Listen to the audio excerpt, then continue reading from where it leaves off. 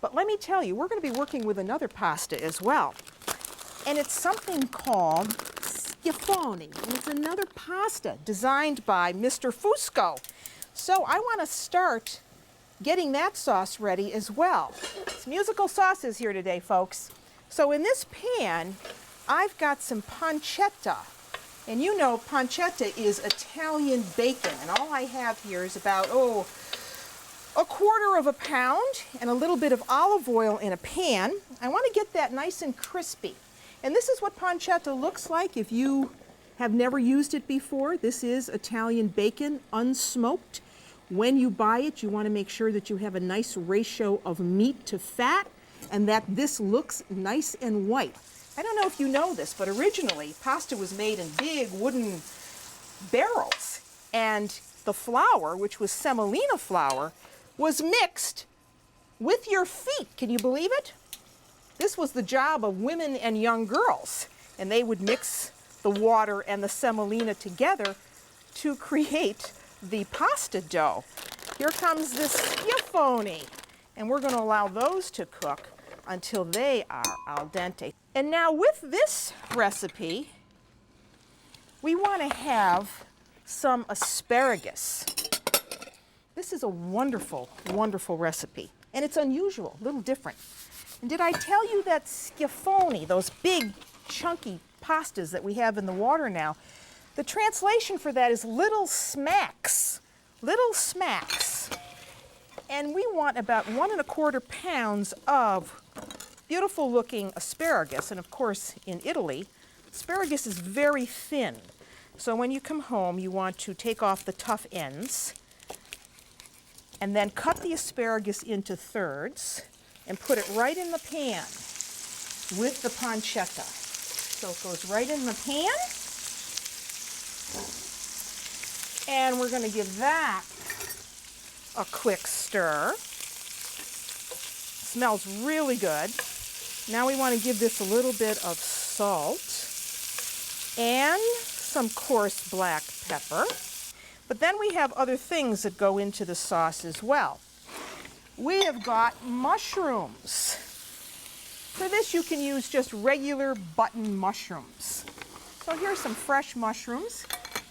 And I like to use an egg slicer when I slice mushrooms because voila, that gives you beautiful looking slices. Isn't that wonderful? This is a casserole. This is a dish that we're also going to cook in the oven. So we want to cook the pasta, the schiaffoni, a little on the underside so that they're not totally cooked because we're going to be baking them in the oven again. All right, so now while that is cooking, we want to get our pan ready. We want to do this in a bake dish. And you want to put down a little bit of olive oil, and then a bed of pecorino cheese goes in the pan. Just like that, a bed of pecorino cheese. Your oven is on at 350 degrees. Now we can add our mushrooms to our asparagus. They go in. You want to cook them for about, a minute or so. And then you want to have some fresh peas. You know, I like to eat them just raw, so you want to really put this in last. So the peas go in. Is this starting to sound interesting?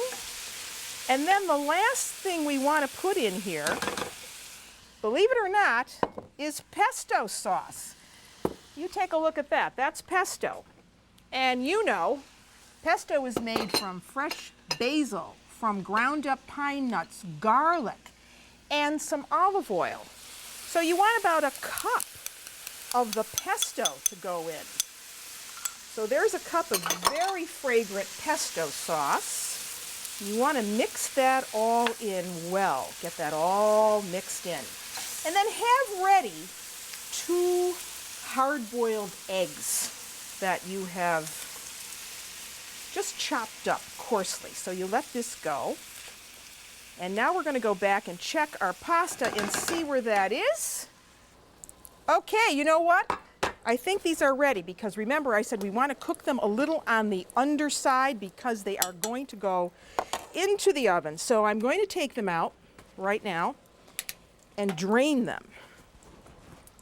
Drain them into a bowl because we want to put these now into a casserole dish.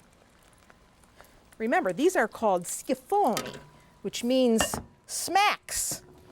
I guess because they're smacking good. Okay, there they are. They look beautiful. And now we can bring them over and get them into our dish. We don't want to pile them on top of one another if we can avoid it. Just get them in. Ooh, they are big and beautiful.